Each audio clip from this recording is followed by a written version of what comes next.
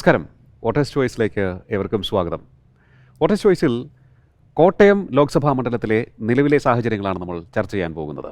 അവിടെ LDF വേണ്ടി കേരള കോൺഗ്രസ് മാണി വിഭാഗത്തിൻ്റെ തോമസ് ചാഴികാടൻ, അദ്ദേഹം കഴിഞ്ഞ പ്രാവശ്യം UDF നിന്ന് ജയിച്ച് വന്നയാൾ ഇക്കുറി LDF പാളയത്തിൽ നിന്നുകൊണ്ട് പട നയിക്കാൻ ശ്രമിക്കുകയാണ്.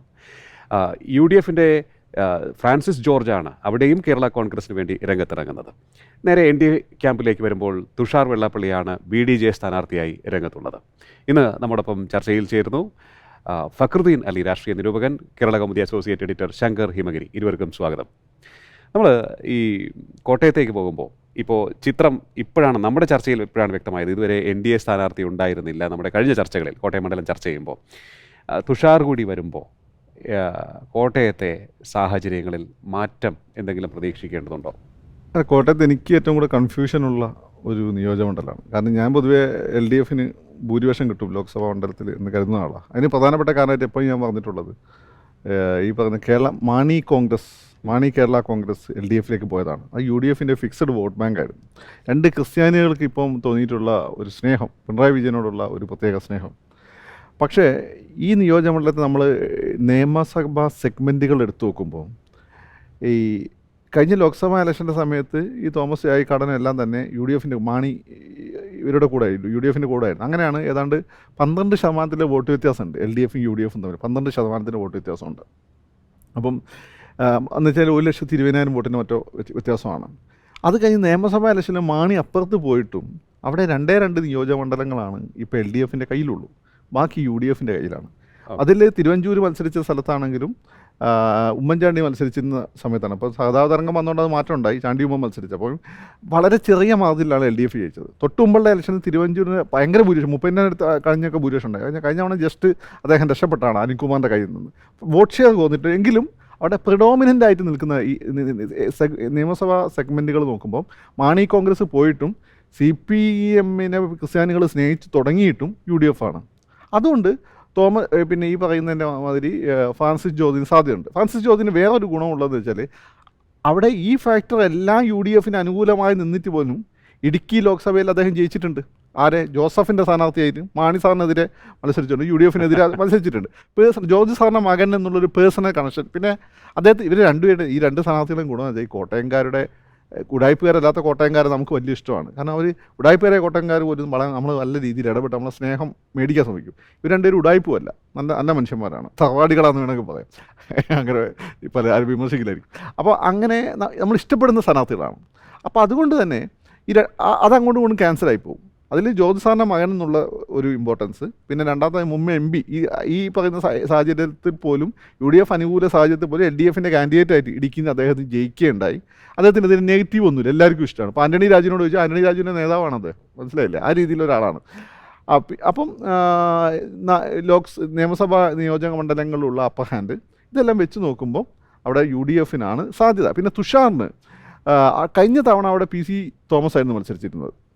PC തോമസ് നമുക്കറിയാം, ഗുജറാത്ത് കലാപത്തിൻ്റെ പുറത്ത് ഇന്ത്യയിലൊട്ടാകെ ഒരു BJP തരംഗം വന്ന സമയത്തും കേരളം ഭയങ്കര രസമുള്ള സംഭവമാണ്. ആദ്യമായിട്ട് NDA അക്കൗണ്ട് തുറക്കുന്നത് കേരളത്തിലാണ്. അത് ഇപ്പോൾ അന്ന് മൂവാറ്റുപുഴ നിയോജകമണ്ഡലം തോന്നുന്നു, ഈ കോട്ടയത്തിൻ്റെ ചില ഭാഗങ്ങളെല്ലാം ഉൾക്കൊണ്ടിട്ടുള്ള അന്ന് ജയിച്ച ആളാണ് PC തോമസ്. അതിന് കാരണം കേന്ദ്രമന്ത്രിയായി, സഭയ്ക്കൊക്കെ എല്ലാം തന്നെ വലിയ താല്പര്യമായി. ക്രിസ്ത്യാനികളെ സംബന്ധിച്ചിടത്തോളം ബേസിക്കലി ഈ മുസ്ലിങ്ങളെ സംബന്ധിച്ച് അങ്ങനെ വലിയ BJP പേടിയൊന്നുമില്ല. പിന്നെ അവർ സഭയിലൊക്കെ ഉള്ള ആളാണ്.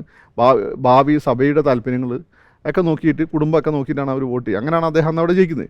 അന്ന് ഈ സൗത്ത് ഇന്ത്യയിലെ മക്ക എന്ന് പറയപ്പെടുന്ന ലക്ഷദ്വീപിലും NDA ജയിച്ചു.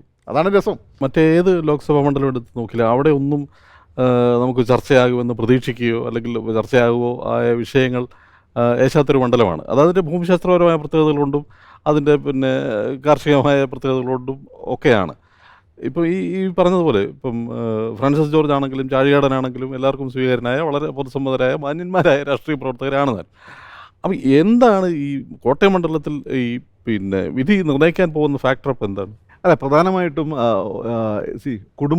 അവിടുത്തെ കോട്ടയത്തിൻ്റെ രീതി അനുസരിച്ച് കുടുംബ വോട്ടുകൾ, പ്രധാനപ്പെട്ട ക്രിസ്ത്യൻ കുടുംബങ്ങൾ, തറവാടികൾ, അത് വളരെ പ്രധാനപ്പെട്ട. അത് പറയുമ്പോൾ ഇന്നിപ്പോൾ വന്നിട്ടുണ്ട് ഉമ്മൻചാണ്ടിയുടെ മകൻ പറഞ്ഞിട്ടുണ്ട്, കുടുംബം ഒന്നടങ്കം വോട്ട് പിടിക്കാൻ ഇറങ്ങുകയാണ്, ഫ്രാൻസിസ് അതെ, ജോർജിന് വേണ്ടി. അവിടുത്തെ രീതി നിങ്ങൾക്ക് നമ്മളെപ്പോലെ ഒന്നല്ല. അവർ കൃത്യമായി രാജകുടുംബം പോലെ ഫാമിലി ട്രീ ഉണ്ടാക്കി വെക്കും. ഓരോ തലമുറയിൽ ഓരോരുത്തർക്ക് അതിൻ്റെ ചുമതല കൊടുക്കും. ഈ ഒരു കുടുംബം എന്ന് വെച്ചാൽ ഇപ്പോൾ കരിമ്പനാൽ കുടുംബം ചിലപ്പോൾ അതിൽ 1000-2000 മെമ്പേഴ്സ് ഉണ്ടാവും, വോട്ടേഴ്സ് തന്നെ ഉണ്ടാവും. അപ്പോൾ ആ കുടുംബത്തിൽ ഒരു നിയോജകമണ്ഡലത്തിൽ നിയമസഭ നിയോജനം ആരും ജയിക്കണം തീരുമാനിക്കാൻ പറ്റും. നിങ്ങൾ നോക്കിയാൽ പ്രധാനപ്പെട്ട ആളുകളെല്ലാം ഏതെങ്കിലും ഒന്ന് കരിമ്പനാൽ കുടുംബം അങ്ങനെ ഏതെങ്കിലും ഒരു കുടുംബമായിട്ട് ബന്ധപ്പെട്ടിട്ടായിരിക്കും ഉണ്ടാവുക. അപ്പോൾ ആ കുടുംബത്തിന് മൊത്തം വോട്ട് വരും. പിന്നെ ആ കുടുംബം അവർ കുടുംബയോഗങ്ങൾ തീരും. ലോകത്തിൻ്റെ നാനാഭാഗത്തുള്ള ആളുകളാണ്. അവർ ക്രിസ്മസിനൊക്കെ ഈസ്റ്ററിനൊക്കെ നാട്ടിൽ വരും, കുടുംബയോഗങ്ങൾ കൂടും. അപ്പോൾ അവർ തമ്മിൽ ഇപ്പോൾ ഓൺലൈനിൽ വന്നതോടുകൂടി ഐക്യം വളരെ അടുത്ത ബന്ധമുണ്ട്. അപ്പോൾ അവർ തീരുമാനിക്കും ഈ ഇലക്ഷന് നമ്മൾ ഇന്നാൾക്ക് വോട്ട് ചെയ്യാം. ഇങ്ങനെയൊക്കെ ഒരു ഫാക്ടർ അവിടെ ഉണ്ട്. പിന്നെ അവിടെ സാധാരണക്കാരെ ബാധിക്കുന്ന ഒരു ഫാക്ടർ എന്ന് വെച്ചാൽ റബ്ബറിൻ്റെ വില താങ്ങുവില സംബന്ധിച്ചിട്ടാണ്. അതുകൊണ്ടാണ് പാമ്പ്ലാനി പിതാവ് പറഞ്ഞതെന്ന് വെച്ചാൽ 300 രൂപ തരികയാണ് അല്ലേ, 300 രൂപ തരികയാണെങ്കിൽ ഞങ്ങൾ പിന്നെ BJP വോട്ട്. അത് 50 രൂപ കുറച്ച് തന്നാൽ CPM ആകുമ്പോൾ 50 രൂപയും കൂടി കുറച്ച് 250 മറ്റാണെങ്കിൽ CPM വോട്ട്. അതൊരു പ്രധാനപ്പെട്ട പ്രശ്നമാണ് അവിടെ. പിന്നെ റബ്ബറിൻ്റെ വിലയിടിവ്, അതായിട്ട് പിന്നെ താങ്ങുവില നിശ്ചയിക്കുന്നതായിട്ട് ബന്ധപ്പെട്ട് അതൊരു പ്രധാനപ്പെട്ട പ്രശ്നമാണ്. അതെനിക്ക് തോന്നുന്നു അങ്ങനെ വരുമ്പം സ്വാഭാവികമായിട്ടും ഈ രണ്ടുപേരും അവിടെ പോയി കഴിഞ്ഞാൽ BJPക്ക് എതിരാണ്. പിന്നെ തുഷാറാണ് അവിടെ ഇപ്പോൾ കോട്ടയത്തിൻ്റെ ഒരു ഇപ്പോൾ നമ്മൾ കേരള കോൺഗ്രസുകളുടെ തട്ടകം എന്നുള്ളത് മാറ്റി വെച്ചാൽ കോട്ടയം മണ്ഡലം മുന്നോട്ട് വയ്ക്കുന്ന ഒരു കൗതുകം ഏറ്റവും വലിയ കൗതുകം എന്ന് പറയുന്നത് തുഷാർ വെള്ളാപ്പള്ളിയുടെ സാന്നിധ്യമാണ്. അതെ, BDJSന്റെ സാരഥി പിന്നെ ഏതാണ്ട് 1.25 ലക്ഷത്തോളം വോട്ട് BJPക്ക് ഉള്ള ഒരു മണ്ഡലം NDAയ്ക്കുള്ള മണ്ഡലം. അപ്പോൾ അതിൽ പിന്നെ കഴിഞ്ഞ 5 കൊല്ലം മുൻപ് ഉള്ളതിനേക്കാൾ BJP NDA എത്രയോ മോദി പ്രഭാവം, അത്തരം ഫാക്ടേഴ്സ് തുഷാറിന് എത്രത്തോളം ഗുണം ചെയ്യും കോട്ടയത്ത്? അല്ലെ, തുഷാറിന് ഈ പറഞ്ഞ റബ്ബറിൻ്റെ വിലയുടെ പോലുള്ള പ്രശ്നങ്ങൾ അഡ്രസ്സ് ചെയ്യാൻ പറ്റിയ ഒരേ ഒരാൾ തുഷാറാണ്. തുഷാർ ഈ സീറ്റ് ചോദിച്ച് മേടിച്ചാണെന്നാണ് ഞാൻ അറിഞ്ഞത്. കോട്ടയം സീറ്റ് ചോദിച്ച് മേടിച്ചാണ്. കോട്ടയമാണെങ്കിൽ മത്സരിക്കുക, കോട്ടയത്ത് വേണമെന്ന് പറഞ്ഞു എന്നാണ് ഞാൻ അറിഞ്ഞത്. BJP സാർക്ക് നടന്നതാണ്. അപ്പം തുഷാർ നമ്മൾ പ്രാക്ടിക്കലി നോക്കുമ്പോൾ തുഷാറാണ് നല്ലത് അവരെ സംബന്ധിച്ചിടത്തോളം. കാരണം ഇത്തരം കാര്യങ്ങൾ തുഷാർ ജയിച്ചു കഴിഞ്ഞാൽ ഉറപ്പായി മന്ത്രി. ഇപ്പോൾ ഉള്ളത് BJP ആര് ജയിച്ചു കഴിഞ്ഞാലും മന്ത്രിയാണ്. അങ്ങനെ ജയിക്കാന്നുള്ള എളുപ്പമല്ല. പക്ഷേ തുഷാറിന് കഴിഞ്ഞ തവണ ഈ അവിടെ പ്രിഡോമിനൻ്റ് ആയിട്ടുള്ള ക്രിസ്ത്യൻ സഭകളിൽ നിന്നുള്ള ആളായ PC തോമസ് മത്സരിച്ചത് പോലും 17% വോട്ട്, 1 ലക്ഷത്തി ചില്ലറ വോട്ടാണ് അദ്ദേഹത്തിന് കിട്ടിയിരിക്കുന്നത്. അപ്പം ആ വോട്ട് തുഷാറിന് കിട്ടണമെന്നില്ല. ആ വോട്ട് തുഷാറിന് കിട്ടണം. പക്ഷേ തുഷാറിന് നമ്മൾ ഈ പ്രിഡോമിനൻ്റ് ക്രിസ്ത്യൻ എന്ന് പറയുമ്പോൾ അവിടെ ഒരു നല്ലൊരു വിഭാഗം നായന്മാരുണ്ട്. അതുപോലെ തന്നെ ഈഴവാസിൻ്റെ ശക്തമായ സാന്നിധ്യമുണ്ട്. പൊതുവെ എല്ലാവർക്കും ജാതി വികാരം സ്ട്രോങ് ഉള്ള സ്ഥലമാണ്. പിന്നെ ഈഴവർക്ക് എല്ലാ സ്ഥലത്തും ജാതി പാർട്ടി വികാരമാണ് പല സ്ഥലത്തും സ്ട്രോങ്. മലബാറിൽ അത് നിങ്ങൾ ഈഴവെന്നാരും വോട്ട് ചെയ്യില്ല, അവർ പാർട്ടിക്ക് വോട്ട് ചെയ്യും. ചിഹ്നം നോക്കി. അതാണ് വെള്ളാപ്പള്ളി ഒരിക്കൽ പറഞ്ഞത്, ഈഴവന്മാരുടെ കാര്യം ഭയങ്കര രസമാണ്. കാരണം ബാക്കി എല്ലാവരും ജാതി നോക്കി വോട്ട് ചെയ്യും, നമ്മളാളുകൾ ചിഹ്നം നോക്കിയാൽ വോട്ട് ചെയ്യും. അതായത് നമ്മളെ പ്രശ്നം മൂപ്പര് കൊണ്ട് പറഞ്ഞിട്ടുണ്ട്. അത് ശരിയാണ്. ഈ ജാതി രാഷ്ട്രീയത്തിന് സ്ട്രോങ്ങായി നിൽക്കുന്ന സ്ഥലത്ത് മൂപ്പരുടെ അടുത്ത് കറക്റ്റ് ഒബ്സർവേഷനാണ് ഈഴവരുമായിട്ട് ബന്ധപ്പെട്ടിട്ട്. അപ്പം ഈ ജാതി ഇന്ത്യയുള്ള ഈഴവാസുണ്ട്. ഈഴവർ പൊതുവേ നമ്മളെ കേരളത്തിൽ ഏത് പാർട്ടിയായിട്ടാണ് കൂടുതൽ അടുത്ത് നിൽക്കുന്നത്? അത് LDF CPM ആയിട്ടാണ്. അപ്പം ഇങ്ങനെ നിൽക്കുന്ന ഒരു സാഹചര്യത്തിൽ എന്ത് സംഭവിക്കാം? ഈ ഈഴവ വോട്ട് CPMൻ്റെ കൂടെ നിൽക്കുന്ന കുറച്ച് വോട്ടുകൾ തുഷാർ നമുക്കറിയാമല്ലോ, വെള്ളാപ്പള്ളിയുടെ മോനാണ്, SNDPയുടെ കൂടി നേതാവാണ്. കുറച്ച് വോട്ടുകൾ കൂടി തുഷാറിന് കിട്ടും. പക്ഷേ അപ്പുറത്ത് PC തോമസിന് കിട്ടിയിരുന്ന ക്രിസ്ത്യൻ കത്തോലിക്ക വോട്ടുകളുണ്ട്. അതാർക്ക് കിട്ടും? അതാണ് പ്രശ്നം. അത് ഇവരിൽ ആർക്ക് കിട്ടും? അത് ഫ്രാൻസിസ് ജോർജിന് പോകാനാണ് സാധ്യത. മാണി കോൺഗ്രസ് LDFിലാണെങ്കിലും LDFിനകത്ത് മാണി കോൺഗ്രസിൻ്റെ അവസ്ഥയും അതിനകത്ത് നേതാക്കളോടുള്ള പിണറായി ഉൾപ്പെടെയുള്ളവരുടെ സമീപനവും കൊടുക്കുന്ന ഒരു പിന്നെ പ്രാമുഖ്യവും എന്നൊക്കെ മുൻകാലത്തെ അപേക്ഷിച്ച് ഭേദമാണ്. മുന്നായിരുന്നു ഇവരോടൊക്കെ ഒരു അസ്പൃശ്യത ഉണ്ടായിരുന്നു. ഇപ്പം അതൊന്നുമില്ല. പിന്നെ എനിക്ക് തോന്നുന്നു അസ്പൃശ്യതയില്ല, പക്ഷെ അവരർഹിക്കുന്ന ഒരു ബഹുമാനമോ അത് കൊടുക്കുന്ന എനിക്ക് തോന്നുന്നു രാജഘടന വേദിയിലിരുത്തി പിണറായി പറഞ്ഞൊക്കെ നമുക്കറിയാമല്ലോ. അങ്ങനെ 1-2 സംഭവങ്ങളുണ്ട്. എങ്കിൽ പോലും മുമ്പത്തെ CPM വരെയൊക്കെ കണ്ട രീതി അനുസരിച്ച് ഇത് ഭേദപ്പെട്ട അവസ്ഥയാണ്. മാത്രമല്ല പിണറായി ഈ അച്ഛന്മാരുടെയും മുസ്ലിംമാരുടെയും ഈ അതുപോലെ തന്നെ SNDP ലീഡർഷിപ്പിനെയൊക്കെ അദ്ദേഹം വളരെ അടുത്ത വന്നിട്ട് NSS ആയിട്ട് മാത്രമാണ് ഒരു ഉടക്കുള്ളത്. കാരണം അവരെ സംബന്ധിച്ചിടത്തോളം അവരെ ഈ പറഞ്ഞ ഉടായ്പകൾക്കൊന്നും യാതൊരു തരത്തിലുള്ള സ്പേസ് അവർ കൊടുക്കില്ല. കൃത്യമായ കാര്യം പറയും, ആ കൃത്യമായ കാര്യം നിങ്ങൾ നടത്തി കൊടുക്കുകയില്ലേ, അത്രയേ ഉള്ളൂ ഒരു കാര്യം. അപ്പം ഇദ്ദേഹത്തിൻ്റെ ഈ പിണറായിക്ക് ഇവരായിട്ടുള്ളൊരു ബന്ധം അതൊരു ഫാക്ടർ തന്നെയാണ്. പക്ഷേ ആ ഫാക്ടർ ഫൈനലി എല്ലാ 2 സ്ഥാനാർത്ഥികളും ഒരേപോലെ വരുമ്പോൾ എത്രത്തോളം വർക്കൗട്ട് ആകും എന്നുള്ളതാണ് പ്രശ്നം. അപ്പം നോക്കുമ്പോൾ കുടുംബം നോക്കുമ്പോൾ ഇദ്ദേഹം ഒരു ബോൺ പൊളിറ്റീഷ്യനാണ്. ഫ്രാൻസിസ് ബോൺ പൊളിറ്റീഷ്യനാണ്. അദ്ദേഹം ആക്സിഡൻ്റലി പൊളിറ്റിക്സിൽ വന്ന ഒരാളാണ്. പിന്നെ നിങ്ങൾ ഈ പറഞ്ഞ പോലെ പിണറായി അന്ന് അസുഖകരമായിട്ടുള്ള ചില നിമിഷങ്ങൾ ആ സ്റ്റേജിലുണ്ടായ അതൊരു പക്ഷേ ക്രിസ്ത്യൻ മനസ്സിൽ കിടക്കാൻ സാധ്യതയുണ്ട്, ആളുകളെ മനസ്സിൽ കിടക്കാൻ സാധ്യതയുണ്ട്. അതുകൊണ്ട് അദ്ദേഹം ആ രീതിയിൽ പ്രതികരിച്ചാൽ പോരായിരുന്നു എന്നുള്ള ഫീലൊക്കെ ചിലപ്പോൾ ഉണ്ടാവാം. ഇങ്ങനെയുള്ളൊരു പ്രയോഗമാണ് കൊല്ലത്ത് പിന്നെ അതെ സംഭവിച്ചത്. പിന്നെ ഇത് സംബന്ധിച്ച് UDF മണ്ഡലമാണ്. പിന്നെ ഈ സ്ഥാനാർത്ഥികൾ ചെയ്യേണ്ട ഒരു കാര്യം ഈ റബ്ബർ വിലയുടെ പ്രശ്നമായിട്ട് ബന്ധപ്പെട്ട് 2 സ്ഥാനാർത്ഥികളും പറയുന്ന ഒരേ ഒരു കാര്യമാണ്. അവർ രണ്ടും ഒരേ കാര്യമാണ് ഉന്നയിക്കുന്നത്. പക്ഷേ ഇതിൽ പ്രാക്ടിക്കലായിട്ട് എന്ത് ചെയ്യാൻ പറ്റുന്ന ആർക്കാ? അതാണ് മെയിൻ വിഷയം. തുഷാറിനെ ചെയ്യാൻ പറ്റുള്ളൂ. തുഷാറിനല്ലേ ഇടപെട്ട് ചെയ്യാൻ പറ്റും. പക്ഷേ അവിടെയുള്ള ഒരു കമ്മ്യൂണൽ ഇക്വേഷനും ഒക്കെ വെച്ച് നോക്കുമ്പോൾ തുഷാറിന് സാധ്യത കുറവാണ്. വേറൊരു വിഷയം കൂടിയുണ്ട്. ഈ മലയോര മേഖലയിലെ കർഷകരും അല്ലെങ്കിൽ അവിടുത്തെ താമസക്കാരും ഒക്കെ നേരിടുന്ന ഒരു വിഷയം ഈ വന്യമൃഗങ്ങളുടെ ആക്രമണമാണ്. അതിപ്പോൾ ചില പള്ളി അല്ലെങ്കിൽ വികാരിയൊക്കെ വളരെ ശക്തമായ രീതിയിൽ സർക്കാരിനെതിരെ സംസാരിക്കുകയും ചെയ്തിട്ടുണ്ട്. ആ വിഷയം ആ തലത്തിൽ, അതായത് പള്ളികൾ തോറും അല്ലെങ്കിൽ സഭയിലൂടെ അത് ശക്തമായ രീതിയിൽ കമ്മ്യൂണിക്കേഷൻ നടക്കുകയും സർക്കാരിനെതിരെ നിലപാട് സ്വീകരിക്കാനുള്ള സാധ്യതയും അങ്ങനെ വല്ലതും കാണുന്നുണ്ട്. അത് വേറൊരു കോമഡിയാണ്. കേരളത്തിൽ നമുക്ക് ഇത്രയൊക്കെ വിവരം ഉണ്ടെങ്കിൽ പോലും ഈ വന്യമൃഗങ്ങളെപ്പോഴും ഭരിക്കുന്ന ആളുടെ പാർട്ടിക്കാരായിരിക്കും. ഏത് പാർട്ടിയാണ് ഭരിക്കുന്നത്? ഇപ്പോൾ വന്യമൃഗങ്ങളൊക്കെ LDF-ക്കാരാണ്. കുറച്ച് കഴിയുമ്പോൾ UDF ആണ് നാളെ വരുന്നതെങ്കിൽ UDF-ൻ്റെ ആളുകളായിരിക്കും.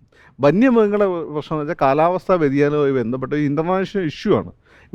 പിന്നെ ഇവർക്ക് വന്യമൃഗങ്ങൾക്ക് കഴിഞ്ഞ 50 വർഷമായി നമ്മൾ കൊടുക്കുന്ന ഒരു 65 വർഷമായി കൊടുക്കുന്ന ഒരു പ്രൊട്ടക്ഷൻ, അതിൻ്റെ ഫലമായിട്ടുണ്ടായിട്ടുള്ള വംശവർദ്ധനവ്, പിന്നെ അതുപോലെ തന്നെ എൽനീനോ ലാലിന പ്രതിഭാസമായിട്ട് ബന്ധപ്പെട്ട് കാട്ടിൻ്റെ ഉള്ളിൽ ഉണ്ടാകുന്ന വരൾച്ച, ഇത് വളരെ പ്രശ്നം കൊണ്ടാണ് പിന്നെ അൻവറിന്റെ ഹർജി സുപ്രീം കോടതി ഹൈക്കോടതി എന്ന് പറയാൻ പറഞ്ഞത്. കടുവകളെ ഇപ്പം പുതുതായിട്ട് പോയി വിദ്യാഭ്യാസം കൊടുക്കാൻ പറ്റില്ല കോടതി പറഞ്ഞത്.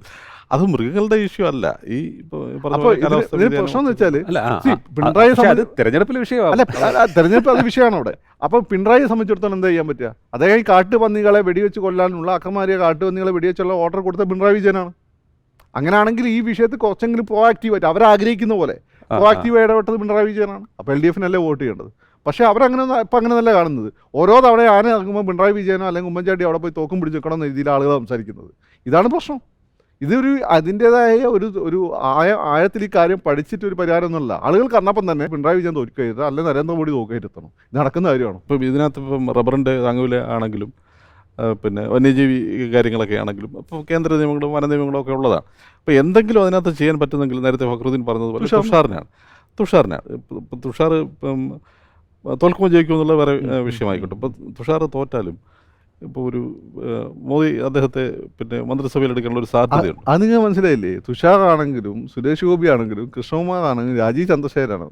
തോറ്റാലും ജയിച്ചാലും ഈ കൃഷ്ണകുമാറിനെ എനിക്കറിയില്ല, കേന്ദ്രത്തിലൊന്നും പറയാൻ. ഇവർ 3 പേരും തോറ്റാലും ജയിച്ചാലും ഇവർ മന്ത്രിമാരാണ്. അത് എന്നുള്ള പ്രശ്നമുള്ളൂ. കാരണം ഈ നേരത്തെ പറഞ്ഞ പോലെ ഈഴവ സമുദായത്തിനും നായർ സമുദായത്തിനും ഒക്കെ പിന്നെ പ്രാമുഖ്യമുള്ളതാണ്, പിന്നെ ക്രിസ്തീയ മേഖലയാണ്.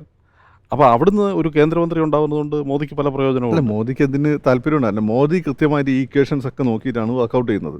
പിന്നെ ഈ BJPക്ക് ഇനി ഇവിടെ വളരണമെങ്കിൽ ഈഴവരുടെ ഒരു വിശ്വാസം ആർജിക്കണം. ഈഴവർ പ്രഡോമിനൻ്റ് കമ്മ്യൂണിസ്റ്റ് പാർട്ടിയുടെ ഒപ്പമാണ്.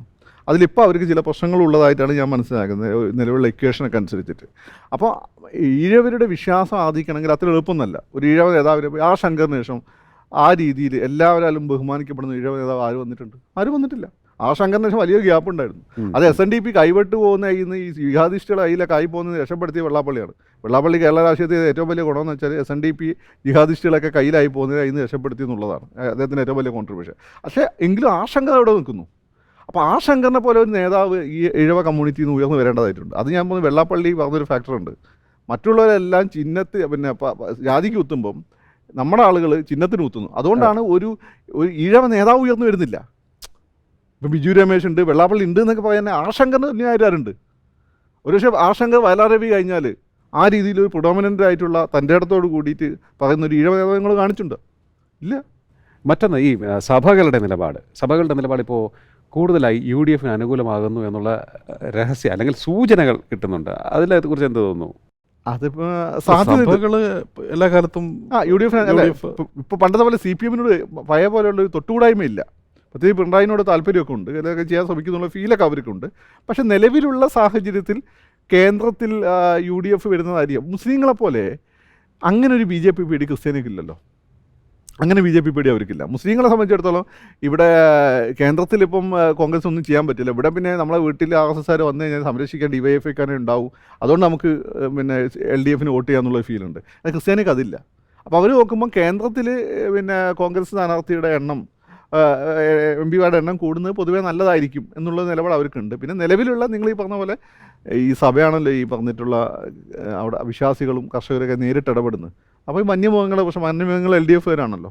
അപ്പോൾ സ്വാഭാവികമായിട്ട് അത് പിന്നെ ഇത്തരം വിഷയങ്ങളെല്ലാം ഉണ്ട്. പിന്നെ പൊതുവേ അവർക്ക് ഡീൽ ചെയ്യാൻ കുറച്ചുകൂടി സുഖം കോൺഗ്രസ്സുകാരുമായിട്ടാണ്. ഓക്കെ. അത് കോൺഗ്രസ്സുകാർക്ക് പൊതുവെ ആളുകളെ എസ്പെഷ്യലി ആ മേഖലയിലുള്ള ആളുകൾക്കൊക്കെ തന്നെ വളരെ പിതാക്കന്മാരോടൊക്കെ കൗതുകം ഉളവാക്കുന്ന ഒരു പിന്നെ കാര്യം എനിക്ക് തോന്നുന്നത്, ഇപ്പം ചാഴികാടൻ്റെ കാര്യം എടുത്താലും ഫ്രാൻസിസ് ജോർജിൻ്റെ കാര്യം എടുത്താലും ഈ നേരത്തെ പറഞ്ഞ പരമ്പരാഗത തറവാടികളായ ക്രിസ്ത്യൻ ഫാമിലീസിൻ്റെ അത് അവരുടെ പിന്തുണയാണ്. അപ്പോൾ അതിൽ നിന്നൊക്കെ എൻ്റർലി ഡിഫറൻ്റ് ആണ് പിന്നെ BDJസിൻ്റെ പിന്നെ തുഷാർ വെള്ളാപ്പള്ളിയുടെ അവസ്ഥ. കാരണം അദ്ദേഹത്തെ പിന്തുണയ്ക്കാൻ പോകുന്നത് സമുദായമല്ല, ജാതിയല്ല, അവിടെ നിലനിൽക്കുന്ന വിഷയം റബ്ബർ പോലെയുള്ള നമ്മൾ നേരത്തെ പറഞ്ഞ വിഷയങ്ങളും മോദി എന്ന് പറയുന്ന ഒരു ഫാക്ടറും കൂടെയാണ് ഇദ്ദേഹത്തിൻ്റെ വിഷയം എന്ന് പറയുന്നത്. വളരെ ഈ പറഞ്ഞ പോലെ ഇപ്പം സവിശേഷമായൊരു രാഷ്ട്രീയമുണ്ട് കോട്ടയത്ത് മാത്രമായിട്ട്. ഈ കഴിഞ്ഞ തവണ കിട്ടിയ പോലുള്ള അത്രയും വോട്ട് ഇദ്ദേഹത്തിന് തുഷാറിന് കിട്ടും എനിക്ക് തോന്നുന്നില്ല. അങ്ങനെ ക്രിസ്ത്യൻ വോട്ടുകൾ കുറയും, ചോരും. ക്രിസ്ത്യൻ വോട്ടുകൾ ചോരുമ്പം ഈഴവ വോട്ടുകൾ കൂടും. അപ്പോൾ ഒന്നെങ്കിൽ 17% അവിടെ നിൽക്കും, അല്ലെങ്കിൽ കുറച്ചും താഴോട്ട് വരാനാണ് സാധ്യത. പക്ഷേ ആ നാട്ടുകാരെ സംബന്ധിച്ചിടത്തോളം അവർക്ക് ഒരുപക്ഷെ തുഷാർ ആലപ്പുഴക്കാരനാണ്, ചേർത്തലക്കാരനാണ്. തുഷാർ അവിടെ ഇടപെട്ട് പ്രവർത്തിക്കുകയാണ്. ഒരു പിന്നെ ജോർജ് കുര്യനെ പോലെയുള്ള സഭയ വിശ്വാസികളായി തന്നെ ക്രിസ്ത്യാനികളുണ്ട്. ഞാൻ വിചാരിച്ചു ജോർജ് കുര്യനെ മറ്റോ സ്ഥാനാർത്ഥിയാവുമെന്നായിരുന്നു ഞാൻ വിചാരിച്ചത്. എന്നാൽ പിന്നെ അതുമാത്രമല്ല അവിടെ നായേഴ്സിൻ്റെ ഇടയിലും നല്ല രാധാകൃഷ്ണ മേനോനെ പോലെയുള്ള ആ മേഖലയുള്ള ആളുകളുണ്ട്. അപ്പോൾ തുഷാർ ഈ സീറ്റ് ചോദിച്ചു മേടിച്ചാൽ വെറുതെ ആയിരിക്കാൻ സാധ്യതയല്ല. തുഷാറിന് എന്തൊരു പ്ലാൻ ഉണ്ടാവും. ഇപ്പോൾ തുഷാർ പിന്നെ രാഷ്ട്രീയത്തിൽ പിന്നെ NDAയിൽ ഉണ്ടെങ്കിലും ഈ പറഞ്ഞ പോലെ പിന്നെ സജീവമായ വളരെ കരുത്തനായ വളരെ പിന്നെ പ്രസംഗ ശേഷിയുള്ള ഒരു രാഷ്ട്രീയ നേതാവ് എന്നുള്ള നിലയിലേക്ക് വന്നിട്ടില്ല. പക്ഷേ എനിക്ക് തോന്നുന്നത് ഈ തെരഞ്ഞെടുപ്പ് കഴിയുമ്പോൾ ഒരുപക്ഷെ ഈ പറഞ്ഞ പോലെ തുഷാറിൻ്റെ പ്ലാൻ അനുസരിച്ച് മോദിയുടെ പ്ലാൻ അനുസരിച്ച് ഒരു ചർച്ച ചെയ്യേണ്ട ഒരു വിഷയമാണ്. തുഷാറിൻ്റെ പ്രൊഫൈലിൽ എന്ത് മാറ്റമായിരിക്കും ഈ തെരഞ്ഞെടുപ്പ് കൊണ്ട്? തെരഞ്ഞെടുപ്പുണ്ട്. അല്ല, തുഷാർ ഇൻഡിക്കേറ്റർ തന്നു. അദ്ദേഹം ആ മൗദൂദി ചാനലിൻ്റെ ജേർണലിസ്റ്റിട്ട് കൊന്നത് കണ്ടിരുന്നു. നിങ്ങൾ പറയുന്നതല്ലേ ഏറ്റവും കൂടുതൽ SC ST പിന്നെ നേതാക്കന്മാരായ BJP അല്ലേ, മുഖ്യമന്ത്രിമാർ OBC വിഭാഗത്തിൽ നിന്ന് പിന്നെ മന്ത്രിസഭയിൽ ഏറ്റവും കൂടുതൽ SC ST വിഭാഗം ആരുള്ള സമയത്താണ് ഉള്ളത്. പിന്നെ ഏറ്റവും കൂടുതൽ SC ST സീറ്റുകൾ ആരാണ് ജയിക്കുന്നത് വെച്ചിട്ട് ഈ വായടപ്പിക്കുന്നതാണ്. അത് BJP സർക്കിളുകൾ ഭയങ്കരമായിട്ട് അത് പോയി. എനിക്ക് പലരും അയച്ചു തന്നു BJPക്കാർ. തുഷാറിനെ കൊണ്ട് ഇപ്പോൾ ഒരു ഗുണം ഉണ്ടായിരുന്നു തോന്നുന്നുണ്ട്. അപ്പോൾ അങ്ങനെ ഹൈപ്പ് ഇതൊക്കെ തുഷാർ വെറുതെ ഉണ്ടാക്കുന്നതായിരിക്കില്ല. കൃത്യസമയത്ത് തുഷാർ കൊടുത്തിട്ടുണ്ടത്. പിന്നെ തുഷാറിന് വേറെ ഗുണമുണ്ട്. തുഷാറിന് ഉറച്ച ശബ്ദമാണ്, നിങ്ങൾ ശ്രദ്ധിച്ചിട്ടുണ്ടാവും. തുഷാർ അച്ഛൻ്റെ ഒരു പിടിയിൽ നിന്ന് മോചിക്കപ്പെട്ടില്ല ഇതുവരെ. തുഷാർ കൃത്യമായ നിലപാട് തന്നെ. തുഷാറിൻ്റെ ഗുണം കൺസിസ്റ്റൻ്റ് ആണ്. പക്ഷേ അച്ഛൻ അപ്പം നിൽക്കുന്ന ഒരു പ്രോബ്ലം ഉണ്ട്. അപ്പം അച്ഛൻ്റെ ആ ഒരു ക്ലച്ചസ് നിന്ന് തുഷാർ മോചിക്കപ്പെട്ട് കഴിഞ്ഞാൽ ഉറച്ച ശബ്ദമുള്ള ഒരാളാണ് അയാൾ നിലപാടുകൾ വേവ് ചെയ്തിട്ട് അയാൾ അന്നും ഇന്നും അയാൾ NDA സഖ്യത്തിൻ്റെ കൂടെയാണ്. അപ്പോൾ തുഷാർ ശക്തനായിട്ടുള്ള ഒരു നേതാവായിട്ട് ഒരു പക്ഷേ എനിക്കറിയില്ല ആർ ശങ്കറിൻ്റെ ആ ഒരു ഗ്യാപ്പ് അദ്ദേഹത്തിന് നേർത്താൻ പറ്റില്ല. പക്ഷേ ശക്തനായ നേതാവായിട്ട് തുഷാർ വരാനുള്ള സാധ്യത വളരെ കൂടുതലാണ്. നമ്മൾ നേരത്തെ പറഞ്ഞത് പിന്നെ ഇതുമായിട്ട് കൂട്ടിച്ചേർത്ത് വായിച്ചാൽ ഇപ്പം പരമ്പരാഗതമായിട്ട് 70 സമുദായാംഗങ്ങൾ പിന്നെ കമ്മ്യൂണിസ്റ്റ് പാർട്ടി മാർക്സിസ്റ്റ് പാർട്ടി പ്രവർത്തന അംഗങ്ങളും ഒരു കാരണവശാലും മറ്റൊരു ചിഹ്നത്തിൽ വോട്ട് ചെയ്യാത്ത ആൾക്കാരാണ്. അപ്പം അതും നമ്മളിപ്പം തുഷാർ അല്ലെങ്കിൽ BDJs പിന്നെ ഒന്നുകൂടെ ശക്തമായി വരികയാണെങ്കിൽ ഒരുപാട് ഈ പറഞ്ഞ 70 സമുദായത്തിൽ ഒരുപാട് വോട്ടുകൾ തിരിച്ച് ഇപ്പം പണ്ടത്തെ പോലെ NDAയിലേക്ക് വരാനുള്ള സാധ്യത. ഇപ്പം പണ്ടത്തെ പോലെ കേരളം പൊളിറ്റിസൈസ്ഡ് അല്ല, യുവാക്കൾ ആ രീതി പൊളിറ്റിസൈസ്ഡ് അല്ല. അവരെ സംബന്ധിച്ചിടത്തോളം ബെറ്റർ ആയിട്ടുള്ള ആളുകൾ ആരാ നോക്കി അവർ മാറും. അത് യുവാക്കളാണ്, നായർ യുവാക്കളാണ്, മുസ്ലിം ക്രിസ്ത്യൻ യുവാക്കളാണെങ്കിൽ അവിടെയാണ് തുഷാറിനൊരു സാധ്യത. പക്ഷേ BDS ഇപ്പം അത്തതിനൊക്കുമേ ജീവിച്ചിരിക്കുന്ന അവസ്ഥയാണ്. അത് മാറിക്കൊണ്ട് കുറച്ചുകൂടി സജീവമായിട്ട് ഇറങ്ങാൻ തുഷാർ ഉദ്ദേശിക്കുന്നുണ്ടെങ്കിൽ എനിക്ക് തോന്നുന്നു അതുതന്നെ ആയിരിക്കും എന്തോ തുഷാർ ഉദ്ദേശിക്കുന്നത്. അല്ലെങ്കിൽ ആലപ്പുഴ ചോദിച്ചു പിടിച്ചാൽ പോലെ. അതെ. മറ്റൊന്ന് ഉമ്മൻചാണ്ടിയുടെ പ്രഭാവം ഈ തെരഞ്ഞെടുപ്പിൽ ഉണ്ടാവും അല്ലേ? ചെറുതായിട്ടൊക്കെ ഉണ്ടോ ഇപ്പോഴും ആ ഫാക്ടർ? ചെറുതായിട്ടുണ്ടോ ആ മേഖലയിലൊക്കെ ഉണ്ടാവും. ആ ചാണ്ടി ഉമ്മനും മറയക്കുട്ടി അങ്ങനെയല്ല അവരെ പേര്, ഉമ്മൻചാണ്ടിയുടെ ഭാര്യ, അവരൊക്കെ എങ്ങനെ ഇറങ്ങുന്നു എന്ന് തന്നെ ആസ്വദിച്ചിരിക്കും. അതുണ്ടാവും ആ മേഖലയിൽ മാത്രമേ. അവരിപ്പോൾ എല്ലാവരും ഇറങ്ങുമെന്ന് പറഞ്ഞിട്ടുണ്ട്. അപ്പോൾ ഫ്രാൻസിസ് ജോർജിന് വേണ്ടിയും പത്തനംതിട്ടയിലും ഇറങ്ങുമെന്ന് പറഞ്ഞു. മാത്രമല്ല ഈ ഇലക്ഷൻ കഴിഞ്ഞ ഉടനെ അവിടെ പുതുപ്പള്ളി ഇലക്ഷൻ കഴിഞ്ഞ ഉടനെ ഉമ്മൻചാണ്ടി സാറിനെതിരെ വളരെ നെഗറ്റീവായിട്ടുള്ള മുമ്പുണ്ടായ ആരോപണങ്ങളെല്ലാം തന്നെ LDF സർക്കിളിൽ നിന്ന് വന്നിരുന്നു. അതൊക്കെ ആളുകളുടെ മനസ്സിലുണ്ട്. ഈ TV ഡിബേറ്റിൻ്റെ വലിയൊരു പ്രശ്നം യൂട്യൂബ് കിടക്കല്ലേ ഈ സാധനങ്ങൾ. ഇതൊക്കെ ചിലപ്പോൾ അവിടെ അടുത്ത് ഉപയോഗിക്കും ഇമോഷണലി. ഉമ്മൻചാണ്ടി എന്തായാലും കോട്ടയംകാർക്ക് പുതുപ്പള്ളിക്കാർക്ക് അവർ വികാരം. അദ്ദേഹത്തിൻ്റെ സ്വന്തം സമുദായം ഓർത്തഡോക്സുകാർക്ക് മാത്രമാണ് അദ്ദേഹത്തെ കണ്ടുകൂടാണ്ടുള്ളൂ. അതൊരു രസമാണ്. ഓർത്തഡോക്സുകാർക്ക് അദ്ദേഹം ഇഷ്ടമായിരുന്നില്ല. പക്ഷേ ബാക്കി അവിടെ ഒരു വികാരമാണ്. മാത്രമല്ല ഉമ്മൻചാണ്ടി സാറ് നല്ല മനുഷ്യനായിരുന്നു. നമ്മൾ സുരേഷ് ഗോപിനൊക്കെ പറ്റി പറയുന്നത് പോലെ സുരേഷ് ഗോപി സ്വന്തം കാശ് എടുത്ത് കൊടുക്കും. അദ്ദേഹം ഗവൺമെൻറ്റിൻ്റെ കാശാണെങ്കിൽ ജനങ്ങൾ എത്തിക്കാൻ ശ്രമിക്കുക. ജനങ്ങൾ ഒരു കണക്റ്റ് കീപ്പ് ചെയ്ത ആളെ. ഇനി അങ്ങനെ ആളുണ്ടാവും എന്ന് നമുക്കറിയില്ല. ഉമ്മൻചാണ്ടിനെ പോലെ, ഉമ്മൻചാണ്ടി സാറിനെ പോലെ, കെ കരുണാകരനൊക്കെ പോലെയുള്ള ഒരു രാഷ്ട്രീയക്കാരൻ ഇനി ഉണ്ടാവും എന്ന് പറയാൻ പറ്റില്ല നമുക്ക്. ചിഹ്നം ഏതെങ്കിലും തരത്തിൽ UDFന് പ്രതിസന്ധി വെല്ലുവിളി സൃഷ്ടിക്കുമോ? കാരണം 2 ചിഹ്നം പരമ്പരാഗതമായി UDFൻ്റെ വോട്ടായി അവിടെയുള്ള പ്രായമായവർ പോലും രേഖപ്പെടുത്തിക്കൊണ്ടിരുന്നതാണ്. ഇപ്പോൾ 2 ചിഹ്നം നേരെ മറുവശത്തെത്തി. അറിയാതെയെങ്കിലും അല്ല, അതിൻ്റെ ഒരു പ്രോബ്ലം ഉണ്ട്, അവർ കൺഫ്യൂഷൻ. അത് എനിക്ക് തോന്നുന്നു അവർ അഡ്രസ്സ് ചെയ്യുന്നു, അവർ മൈന്യൂട്ട് ലെവലിൽ അവരത് പ്ലാൻ ചെയ്യുന്നുണ്ടാവുമല്ലോ. എസ്പെഷ്യലി കേരള കോൺഗ്രസ് ഒക്കെ എന്ന് വെച്ചാൽ കോൺഗ്രസ് പോലല്ല, ഒരു കേഡർ സ്വഭാവമുള്ള പാർട്ടിയാണ്. അപ്പോൾ അവർക്ക് കുറച്ചുകൂടി അത് ഹാൻഡിൽ ചെയ്യാൻ പറ്റുന്നുണ്ടാവും, അത് പറഞ്ഞ് പഠിപ്പിക്കണ്ടാവും അവർ. അതൊരു എനിക്ക് തോന്നുന്നു അതൊരു വിഷയമാണ്. മാണി കോൺഗ്രസിൻ്റെ ഒരു അഡ്വാൻറ്റേജ് ആണ്. അതൊരു അഡ്വാൻറ്റേജ് ആണ്, ആ ഒരു അഡ്വാൻറ്റേജാണ് ഉള്ളത് അവിടെ.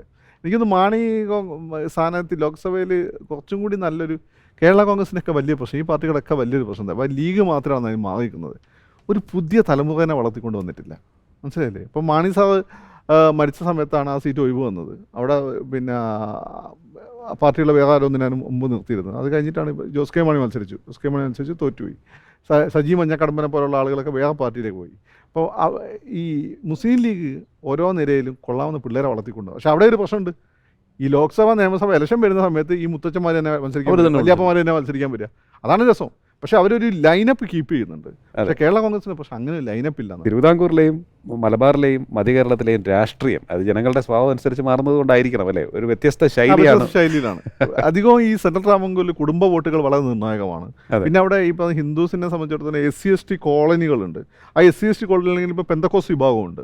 പിന്നെ ഈ പറയുന്ന പെന്തക്കോസ് വിഭാഗങ്ങൾ മുമ്പ് UDF കൂടാണ്, ഇപ്പം പിണറായിയുടെ കൂടെയാണ്.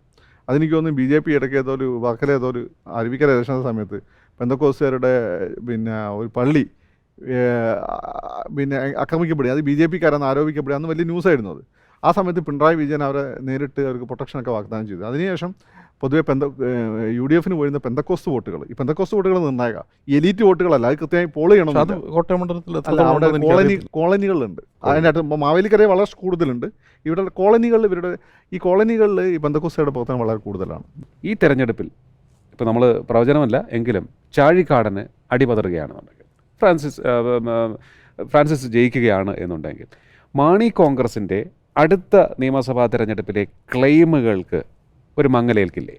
അത് ഏൽക്കാൻ സാധ്യതയുണ്ട്. ഇപ്പം തന്നെ എന്ന് വെച്ചാൽ മാണി കോൺഗ്രസ് ഇങ്ങോട്ട് വന്നിട്ട് പോലും ആ രീതിയിൽ സെൻട്രൽ രാമങ്കൂരിൽ വോട്ട് ട്രാൻസ്ഫർ ആയിട്ടില്ല എന്നുള്ള ഒരു പ്രശ്നം LDF ഉന്നയിക്കുന്നുണ്ട്. പക്ഷേ ഇതിൻ്റെ പ്രശ്നം എന്ന് വെച്ചാൽ എനിക്ക് റോഷി അഗസ്റ്റിന് ഒരു താണ വായ്പ കൊടുത്ത ഒരു പക്ഷേ ജോസ് കെ മാണി പറഞ്ഞിട്ടായിരിക്കും. കാരണം ജോസ് കെ മാണി തോൽക്കുകയും നല്ല വകുപ്പ് ഇദ്ദേഹത്തിന് കൊടുക്കുകയും ചെയ്ത് കഴിഞ്ഞാൽ എന്ത് സംഭവിക്കുമോ അറിയോ? പിന്നെയെന്ന് വെച്ചാൽ അടുത്ത നേതാവ് ചിലപ്പോൾ റോഷി ആയിപ്പോവും. റോഷി ആണെങ്കിൽ അറിയാലോ, മാണി സാറും ജോസ് കെ മാണി ഇവരൊക്കെ ഏതാണ്ട് കുടുംബക്കാരാണെന്ന് എനിക്ക് തോന്നുന്നു. ഇവരെ ഏതാണ്ട് ഒരേ സ്റ്റാച്ചറുള്ള ആളുകളാണ്. അപ്പോൾ റോഷിനാണ് ആളുകൾ കൂടുതൽ ഡിപ്പെൻഡ് ചെയ്യുക. ജോസ് കെ മാണി ഇവിടെ അല്ല, അദ്ദേഹം ഡൽഹിയിലുമാണ്. അപ്പോൾ സ്വാഭാവികം ചിലപ്പോൾ അടുത്ത മാണി സാറായി റോഷി വരും എന്നുള്ള പേടിയുണ്ടാവും. നമുക്ക് അറിഞ്ഞുകൊണ്ട് രാഷ്ട്രീയം. അതുകൊണ്ട് ഇപ്പം റോഷി ജയിച്ച് വന്നാൽ പിണറായി ഈ രീതിയിലായിരിക്കില്ല ഒരു പക്ഷേ ഒരു ക്യാബിനറ്റ് ബർത്ത് കൊടുക്കുന്നുണ്ടാവുക. പക്ഷേ ഇത് അവരെ സംബന്ധിച്ച് വളരെ നിർണായകമാണ്. അവർക്ക് LDF അവരുടെ ഇന്ന് കിട്ടുന്ന ആ പ്രോമിനൻസ് കൂടുതൽ ശക്തിപ്പെടുത്തണമെങ്കിൽ, അത് നിലനിർത്തണമെങ്കിലും ഈ സീറ്റ് ജയിക്കുക, ഇവിടെയും അതുപോലെ തന്നെ ഇവിടെ ജയിക്കുക, ഇടുക്കി ജയിപ്പിച്ച് കാണിച്ചു കൊടുക്കുക എന്നുള്ളതും, മലബാർ മേഖലയിലുള്ള CPM സ്ഥാനാർത്ഥികളെ മലയോര മേഖലകളിലെ വോട്ട് കൂടുതൽ അവർക്ക് പോൾ ജയിപ്പിച്ചു കൊടുക്കുക എന്നുള്ളത് അവരുടെ നിലനിൽപ്പിൻ്റെ LDF നിലനിൽപ്പിൻ്റെ പ്രശ്നം. ഇനി അവർക്കത് വലിയ പ്രശ്നമൊന്നുമല്ല. BJP is ready to embrace them. അപ്പോൾ എന്തായാലും കോട്ടയം ലോക്സഭാ മണ്ഡലത്തിലെ തിരഞ്ഞെടുപ്പ് നമുക്ക് നേരത്തെ പറഞ്ഞതുപോലെ ഒരു വ്യക്തമായ പ്രഡിക്ഷനിലേക്ക് പോകാൻ ഇനിയും സമയമായിട്ടില്ല. 3 മുന്നണികളും ശക്തമായ സാന്നിധ്യമാണ് കോട്ടയം ലോക്സഭാ മണ്ഡലത്തിൽ. ഓരോരുത്തർക്കും ഓരോ കാര്യങ്ങൾ പ്രൂവ് ചെയ്യാനുണ്ട് എന്നുള്ളതാണ് ഈ മണ്ഡലത്തിലെ തിരഞ്ഞെടുപ്പ് ഫലത്തിൻ്റെ മറ്റൊരു ഘടകം എന്നുള്ളത്. എന്തായാലും നമുക്ക് കാത്തിരിക്കാം ആര് ജയിക്കും, ആര് പിന്നിലേക്ക് പോകും എന്നുള്ളത് സംബന്ധിച്ചുള്ള കാര്യങ്ങൾ അറിയുവാൻ. ഇന്ന് ഈ ചർച്ചയിൽ പങ്കെടുത്ത ഫക്രുദ്ദീൻ അലി, ഒപ്പം തന്നെ ശങ്കർ ഹിമഗിരി, ഇരുവർക്കും നന്ദി. വോട്ടേഴ്സ് ചോയ്സിൻ്റെ ഈ എപ്പിസോഡ് ഇവിടെ പൂർണ്ണമാകുന്നു. നമസ്കാരം.